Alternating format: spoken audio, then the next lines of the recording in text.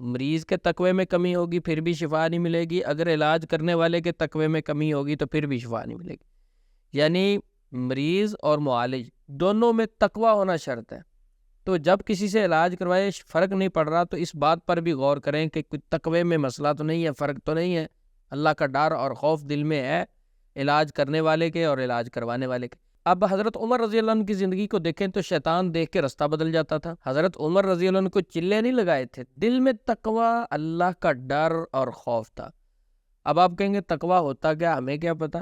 تو تقوی ہے اللہ کے ڈر کا نام۔ ابی بن کعب رضی اللہ عنہ سے حضرت عمر رضی اللہ عنہ نے پوچھا نا تقوی کیا ہے؟ انہوں نے کہا کبھی آپ خاردار جھاڑیوں سے گزرا ہوں، کیسے گزرتے ہو؟ کہا کبھی اپنے دامن کو بچاتا ہوں، کبھی کپڑوں کو بچاتا ہوں، کوئی خاردار جھاڑیوں میں نہ پھنس جاؤں، کوئی کانٹا نہ چبھ جائے۔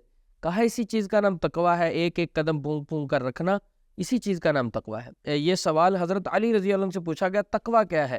حضرت علی رضی اللہ عنہ نے فرمایا 4 علامتیں جس میں پائی جاتی ہیں، نبی صلی اللہ علیہ وسلم کی یونیورسٹی میں بیٹھ کر لائیو لیکچر لینے والے حضرت علی رضی اللہ عنہ فرماتے ہیں جس کے اندر 4 علامتیں پائی جاتی ہیں وہ متقی شخص ہے۔ نمبر 1 الخوف من الجلیل، نمبر 2 والعمل بالتنزیل، نمبر 3 والقناعت بالقلیل، نمبر 4 والاستعداد الى یوم الرحیل۔ الخوف من الجلیل، دل میں اللہ کا خوف اور ڈر، جس کے دل میں اللہ کا خوف اور ڈر پیدا ہو جائے وہ سمجھ جائے میں متقی شخص ہوں۔ نمبر 2 والعمل بالتنزیل، قرآن پاک پر عمل، جیسے قرآن پاک کی آیات سنتا ہے تو فوری دل پر قرآن پاک اثر کرتا ہے، تو یہ بھی متقی شخص کی علامت ہے۔ حضرت عمر رضی اللہ عنہ کی زندگی کو دیکھا جائے، رات کا وقت ہے، گھوڑے پر گشت کر رہے ہیں، اچانک ایک گھر سے قرآن پاک کی آیات سنتے ہیں، تو جب قرآن پاک کی آیات کی تلاوت کرنے والا اس آیت پر پہنچا ان عذاب ربک لواقع، تیرے رب کا عذاب واقع ہونے والا ہے، بس یہ آیت سنی تو حضرت عمر گھوڑے سے اترے، نیچے بیٹھ کے ان عذاب ربک لواقع، عمر تیرے رب کا اگر عذاب واقع ہو گیا تیرا کیا بنے گا؟ حضرت عمر رضی اللہ عنہ بار بار کہہ رہے ہیں۔ تو دل میں اللہ کا خوف، الخوف من الجلیل۔ نمبر 2 والعمل بالتنزیل، قرآن پاک کی آیات سنے فوراً عمل کرے۔ نمبر 3 والقناعت بالقلیل، جتنا دنیا کا مال اللہ نے دیا اسی پر صبر کرنے والا ہو، یعنی کسی کے سامنے ہاتھ نہ پھیلائے۔ رسول اللہ صلی اللہ علیہ وسلم نے فرمایا ما زال الرجل يسأل الناس حتى يأتي يوم القیامہ لیس فی وجہہ مزعۃ لحم، اللہ اکبر، جو بندہ لوگوں سے سوال کرتا آخرت میں اسے سزا یہ ملے گی کہ کل قیامت کا دن لیس فی وجہہ مزعۃ لحم، اس کے چہرے پر کوئی گوشت کا لوتھڑا نہیں ہوگا۔ اور دنیا میں کیا سزا ملے گی؟ لا یفتح عبد باب مسئلۃ الا فتح اللہ علیہ باب فقر، جو لوگوں کے سامنے ہاتھ پھیلاتا ہے اللہ رب العزت اس پر فقیری کا دروازہ کھول دیتے۔ دنیا میں بھی سزا، آخرت میں۔ دنیا میں فقیری کا دروازہ مانگتا مانگتا دنیا سے چلا جائے گا۔ ما زال الرجل يسأل الناس حتى يأتي يوم القیامہ، تو لیس فی وجہہ مزعۃ لحم، قیامت کے دن اس کے چہرے پر کوئی گوشت کا لوتھڑا نہیں ہوگا۔ تو والقناعۃ بالقلیل۔ نمبر 4 والاستعداد الى یوم الرحیل، آخرت کے دن کی ہمیشہ تیاری کرنے والا، آخرت کے دن کو ہمیشہ سامنے رکھنے والا۔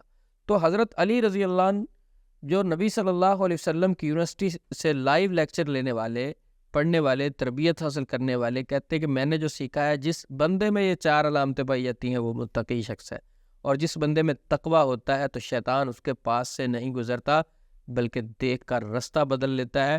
تو آئیے آج اگر ہم نے علاج کروانا ہے، جادو جنات کا علاج کر رہے ہیں، وظائف کر رہے ہیں، شیاطین سے جان چھڑوانے کے لیے وظیفے، دعائیں، نمازیں پڑھ رہے ہیں، تو سب سے پہلے دیکھیے میرے دل میں اللہ کا ڈر اور خوف تقوی ہے یا نہیں۔ اگر نہیں ہے تو سب سے پہلے دل میں ڈر اور خوف تقوی پیدا کیجئے، پھر دیکھیں انشاءاللہ ہمیں بھی شیطان دیکھ کر رستہ بدلے گا۔ آج اگر شیطان ہمارے اوپر ہیوی آ چکا ہے، طاقتور ہو چکا ہے، تو اس میں ہمارا قصور یہ ہے کہ ہمارے دلوں میں اللہ کا خوف اور ڈر نہیں ہے۔ ایک امام صاحب کے متعلق میں پڑھ رہا تھا، وہ کہتے میں نے جانور رکھے ہوئے تھے، جب میرے سامنے کوئی جانور پدکتے تھے تو میں سمجھتا تھا آج کوئی اللہ کی نافرمانی ہو گئی ہے، میرے بیوی بچے میرے ساتھ لڑتے تھے تو میں سمجھتا تھا آج کوئی اللہ کی نافرمانی ہو گئی ہے۔ جب اللہ کی مخلوق آپ کے سامنے طاقتور ہونا شروع ہو، آپ کے سامنے بدتمیزی کرے، اور اللہ کی مخلوق آپ کے سامنے آپ کی بات نہ مانے، تو سمجھ لیں آپ نے کوئی اللہ کے سامنے نافرمانی کر لی ہے۔ اللہ سے فوری توبہ کریں، یہ دنیا کی مخلوق بھی آپ کی حیا کرے گی۔ تو یقیناً ہماری کوئی کمیاں، سستیاں، کوتاہیاں ہیں تو جادو کے علاج کے لیے پہلا عمل یہ ہے کہ انسان کے دل میں اللہ کا ڈر، خوف اور تقوی پیدا ہونا ہے. جب انشاءاللہ دل میں تقوی اور ڈر خوف پیدا ہوگا ہم اللہ کی حفاظت میں چلے جائیں گے.